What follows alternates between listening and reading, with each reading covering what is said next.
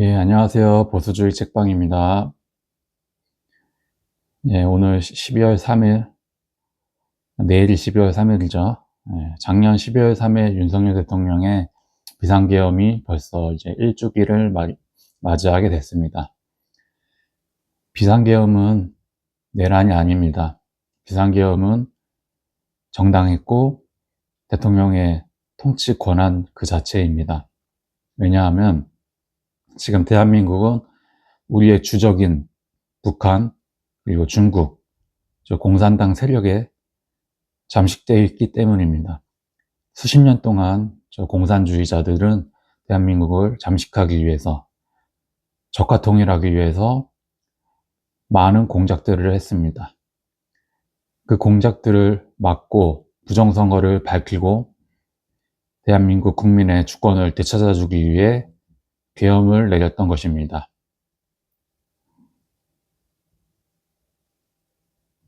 군 통수권자, 그리고 최고 권력에 있는 대통령께서 어떻게 내란이 될 수 있습니까? 내란은 계엄을 할 수밖에 없게 만든 반국가 세력들, 친중, 친북, 간첩들, 그것들이 간첩일 것입니다. 그것들이 내란일 것입니다. 네, 그러면 여기서 줄이고 오늘도 독립정신, 이승만 대통령의 독립정신 한번 읽어보겠습니다. 독립정신 29, 우리나라와 서양 세력 간의 충돌. 러시아가 그 세력을 서양으로 확장하지 못하게 된 것은 유럽의 모든 나라들이 러시아의 야욕을 경계하고 힘을 합쳐 막아냈기 때문입니다. 아시아 국가들이 이러한 사정을 알고 함께 대비했더라면 러시아는 욕심을 부리지 못했을 것이다. 그러나 청나라와 우리나라는 이것을 전혀 알아차리지 못해 매우 위태로운 지경에 이르렀다.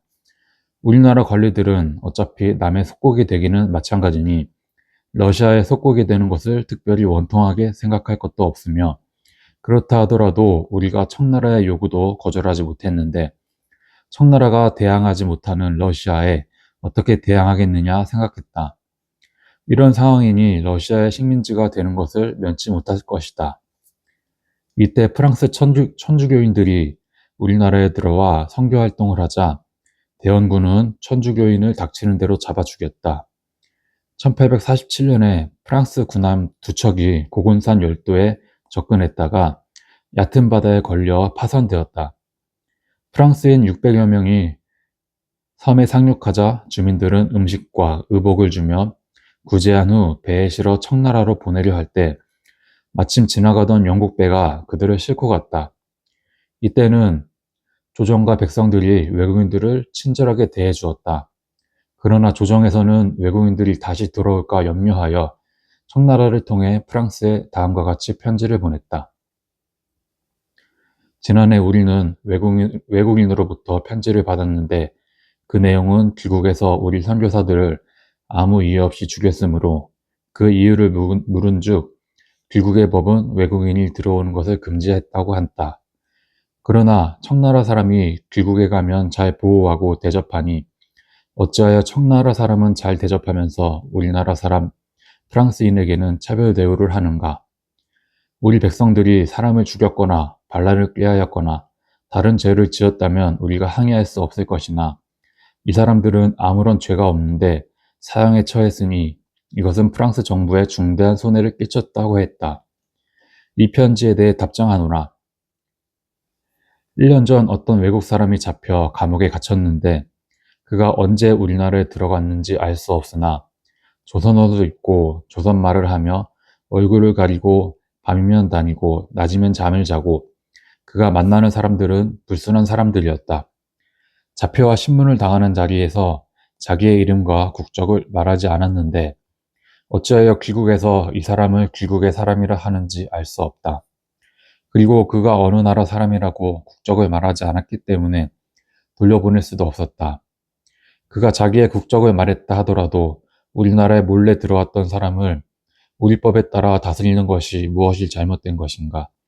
더구나 그는 우리말을 하고 이름을 바꾸고 옷까지 우리 옷으로 바꾸고 입었으며 어떤 특별한 의도가 있어 전국을 돌아다니고 있으니 어떻게 파손된 배에 있던 사람들과 비교할 수 있겠는가? 파손된 배에 탔던 사람들을 구제하여 돌려보내는 것은 우리나라의 법이다. 귀국 백성도 표류해온 사람들이라면 청나라 사람이나 일본인과 다름없이 했을 것이다.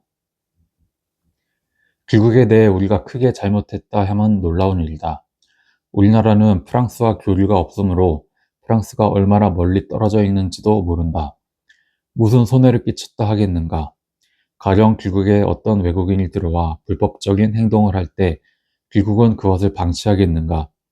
그동안에 청나라 사람이나 만주 사람도 위장하고 우리나라에 몰래 들어왔다가 잡혀 죽었지만 청나라 정부에서는 아무 말도 하지 못했다. 우리가 귀국 백성인 줄 알았다 하더라도 우리 법대로 한 것이 잘못이라 할 수 없거늘 하물며 그 사람의 국적도 몰랐으니 무슨 할 말이 있으리요.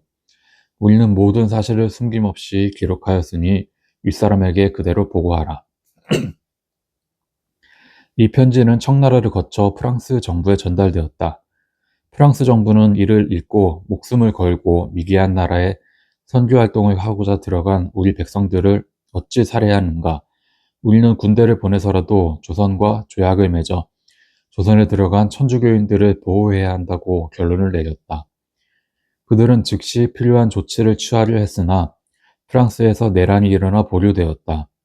이렇듯 각국은 선교사들을 적극적으로 보호하였다. 서양 여러 나라에서도 수천 년 동안 허가되지 않은 종교를 믿는 사람들이 수없이 잡혀 죽었다. 수천 명이 희생되고 나서 비로소 그 같은 조치가 잔혹하고 부당한 것을 깨달아 종교의 자유를 허용했다. 또한 다른 사람들에게 선교하는 것을 금지하는 것은 잘못된 것이라 판단했다. 이러한 이유에서 국제법은 선교사를 보호하도록 했으며 이는 또한 문명 세계에서 가장 관심을 기울이고 있는 것이다. 그러나 조선에서는 이를 이해하지 못하고 외국 종교를 전파하면 나라가 없어지거나 백성이 임금을 버리고 부모를 공경하지 않으며 예의범절이 없는 사람이 되는 것으로 알았다. 그래서 외국인이 우리나라에 들어오는 것을 금지하는 법을 만들어 선교사를 잡아 죽이는 잔인한 일이 가끔 벌어졌다. 1866년 6월 미국의 범선 한 척이 황해에서 풍랑을 만나 표류하게 되자 대원군이 명령을 내려 선원들을 보호하여 청나라로 보냈다. 그해 9월 미국 상선 한 척이 대동강을 거슬러 올라와 평양에 이르러 통상조약을 요청했다. 조정에서는 이를 거절하고 물러갈 것을 요청했으나 배는 계속 강을 거슬러 올라왔다. 그 소식이 전해지자 전쟁이 난 것으로 알고 민심이 크게 동요했다. 본디 이곳은 큰 배가 올라오지 못하는 곳이지만 밀물을 타고 올라왔다가 물이 빠지자 배가 좌초되고 말았다. 말도 통하지 않고 주민들은 공포에 빠져 배에 불을 지르고 선원들을 모두 살해했다. 같은 해 프랑스 천주교 신부들이 몰래 다니다가 또 잡혔다. 자기 나라로 돌아가라고 했으나 죽어도 돌아가지 않겠다고 하여 모두 처형되었다. 이때 한 사람만이 간신히 죽음을 면하고 청나라로 도망가서 이 참상을 보고했다. 이 소식을 들은 프랑스 공사가 분노하여 청나라 왕자에게 서한을 보내 조선에서 선교사를 살해한 사실을 다음과 같이 따졌다. 귀국의 속국인 조선에서 야만스럽고 잔인한 일이 일어났다. 4월경 프랑스 신부들이 조선에서 포교를 하다가 체포되었으며 선교사 9명, 조선인 신부 7명, 그 외 무수한 남녀노소 교인들이 왕명으로 살해되었으니 이러한 행위는 결코 용납될 수 없다. 여러 차례에 걸쳐 귀국 정부는 조선에 대해 관여하지 않는다 했으므로 며칠 내로 우리나라 군대가 조선에 쳐들어갈 것이며 우리 황제께서는 조선의 왕과 직접談判할 것이다. 귀국 정부에서는 본 공사에게 조선과 아무런 관계가 없다고 여러 번 설명하였다. 또한 조선에 가는 우리 선교사를 보호하는 징표를 귀국 정부에 청구했을 때 귀국은 조선과 상관없다 하여 그 징표를 우리에게 주지 않았다. 그러므로 본 공사는 귀국일 조선에 대해 아무 권리도 없는 줄 아노라. 청나라는 이런 상황에 처하자 장차 어떻게 될 것인지는 생각지도 않고 당장의 어려움만 면하고자 했던 것이 벌써 한두 번이 아니었다. 청나라는 프랑스 공사의 질문에 대해 그 책임이 그들에게 돌아올까 염려하여 즉시 화답하기를 조선은 본디 강인하여 우리를 괴롭힐 뿐이요 우리의 속국이 아니니 우리와 상관없으므로 알아서 처리하기 바라오 했다. 이때 우리나라 사신이 북경에 갔다가 돌아오려 할 무렵 청나라 관리가 지금 청나라의 힘으로도 서양 사람들을 함부로 다루지 못하거늘 조선같이 작은 나라가 어찌 이런 일을 행하겠는가. 지금 프랑스가 군대를 동원하여 쳐들어간다 하니 알아서 조치하는 것이 좋다고 그에게 말했다. 이 말을 듣고 돌아온 사신은 이 사실을 조정에 보고하고 동시에 프랑스인들이 청나라에 쳐들어와 궁궐에 불을 지르고 위협하여 통상조약을 맺게 된 사실을 자세히 설명했다. 이러한 소문이 조정과 민간에 퍼져 수많은 사람들이 산속으로 피난 갔으며 각 지방 바닷가에 포대를 설치하고 군대를 배치했다. 이때 프랑스 군함 두 척이 강화도 앞바다에 나타나 그중 한 척이 물의 깊이를 측정하기 위해 한강 어구로 들어왔다. 강화도가 프랑스군에 점령되면 전국이 전쟁의 공포에 휩싸였다. 조정에서는 이경하 장군을 동진으로 보내 프랑스군에 대항케 했는데 이경하는 적진에 다음과 같은 편지를 보냈다. 너희들의 선교사가 우리 옷으로 바꿔 입고 이름을 고쳐 전국을 돌아다니며 우리의 법을 어겼으므로 사형에 처한 것이 당연한 일이거늘 어찌하여 군대를 동원하여 위협을 가하느냐 하니 프랑스군이 대답하기를 우리 선교사를 죽인 것은 불법이다. 그 같은 일에 책임이 있는 대신 3명을 우리에게 넘겨주고 전권 대사를 보내 통상과 선교활동에 대한 조약을 맺자고 했다. 우리 정부에서는 응답하지 않고 포수 5,000명을 동원하여 공격하여 많은 프랑스 군인들이 죽고 다치면서 부득이 물러갔으니 이것이 병인양료다.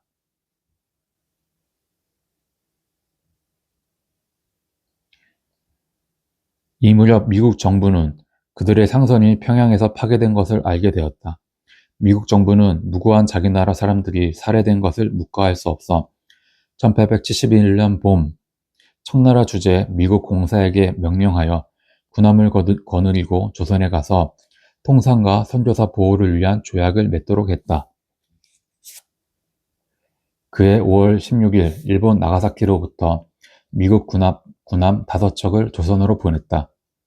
5월 30일 우리나라 해안에 도착한 미국 공사는 우리 정부에 편지를 보내 긴급한 문제를 논의할 것이 있다며 관리를 파견할 것을 요구했다. 우리 정부는 미국 군대가 온다는 것을 청나라 정부로부터 들어 알고 있었으며 평양에서 일어났던 사건으로 인해 분쟁이 생길 것을 우려했다.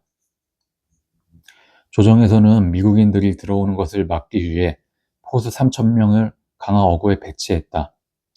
그러나 미국의 작은 배 한 척이 먼저 측량하러 올라오자 포수들이 일제히 사격했다.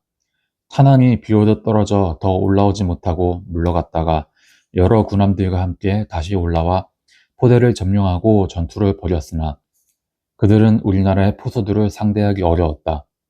그들이 강화성을 점령할 수 없으므로 오래 주둔하는 것이 바람직하지 못하다고 판단하고 물러가 난리가 평정되었다. 지금까지 설명한 것으로 보아 우리나라가 서양 국가들과 관계를 맺지 않기 위해 어떻게 투쟁했는지 알 수 있다. 이 나라들은 조선이 있다는 사실을 알고부터 청나라로부터 군함을 보내 설득하기도 하고 때로는 강압적으로 통상 관계를 맺고자 했으나 실패하고 말았다. 이때까지는 적어도 우리나라가 얼마나 용맹한 나라였던가를 짐작할 수 있을 것이다. 또한 2번이나 승리하고 난 후 우리 조정은 얼마나 자랑스러워했는지도 짐작할 수 있을 것이다. 청나라는 서양 세력을 막지 못하여 굴복했고 일본도 마지못해 통상 조약을 맺게 되었지만 우리나라만이 그들을 축출했다. 너무나 감동한 나머지 우리 조정은 종로에 다음과 같은 내용을 담긴 비석을 세웠다. 서양 오랑캐가 침범하였을 때 싸우지 않음은 곧 화친이요. 화친을 주장함은 나라를 파는 것이므로 우리 자손만대에 경계한다. 이 비석은 1866년에 제조되고 1871년에 세워졌다. 뒤이어 천주교인을 처형하라는 더욱 준엄한 명령이 내려졌고 외세를 배척하는 기운도 팽배했다. 외국인은 우리나라에 다시는 발을 들여놓을 수 없으며 서양 종교도 포기할 수 없을 것으로 보였다.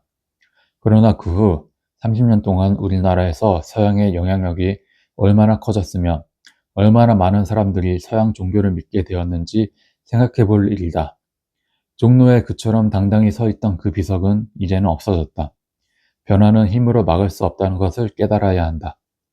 아직도 낡은 생각에 사로잡혀 서양인들을 축출해야 한다고 주장하는 사람이 있거나 그들이 스스로 물러가기를 바라는 사람이 있다면 그러한 사람이야말로 참으로 어리석은 사람이다.